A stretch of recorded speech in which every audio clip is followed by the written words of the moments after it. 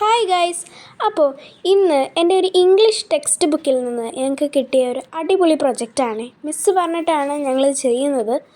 ഇത് group vice ആയിട്ട് ചെയ്യേണ്ട ഒരു പ്രൊജക്റ്റാണ്. പിന്നെ നമ്മൾ പണ്ടേ ഗ്രൂപ്പ് ലീഡേഴ്സൊക്കെ ആണല്ലോ. അപ്പോൾ ഞാൻ ഈ കൊളാഷ് ചെയ്യാനായിട്ട് ഞാൻ മാഗസീൻസിൽ നിന്നും വനിതയിൽ നിന്നൊക്കെയാണ് പിക്ചേഴ്സ് എടുത്തിട്ടുള്ളത്. നിങ്ങൾക്ക് വേണമെങ്കിൽ ഈ ന്യൂസ് പേപ്പേഴ്സുള്ള പിക്ചേഴ്സും യൂസ് ചെയ്യാവുന്നതാണ്. It's your choice. അപ്പോൾ ഞങ്ങളുടെ പാഠം ഏകദേശം നേച്ചറിനോടനുബന്ധിച്ചുള്ളൊരു പാഠമാണ്.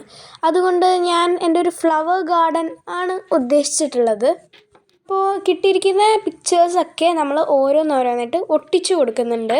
ഇതിനെ നമുക്ക് മാഗസീൻ ജേർണൽ എന്ന് വിളിക്കാം അല്ലേ?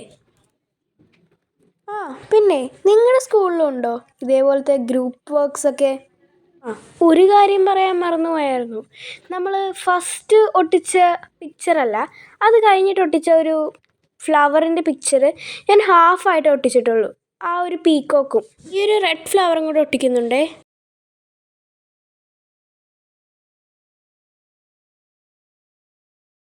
ബാക്കിയെല്ലാം ഒട്ടിച്ചത് ഞാൻ മാഗസീനാണ്.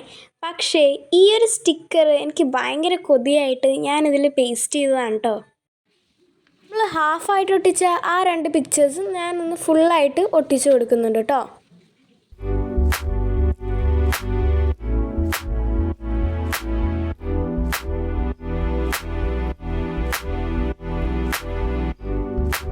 ഈ വേർഡിങ്സും കൂടെ ആഡ് ചെയ്തപ്പോൾ നമ്മുടെ പിക്ചർ റെഡി ആയിട്ടുണ്ട്.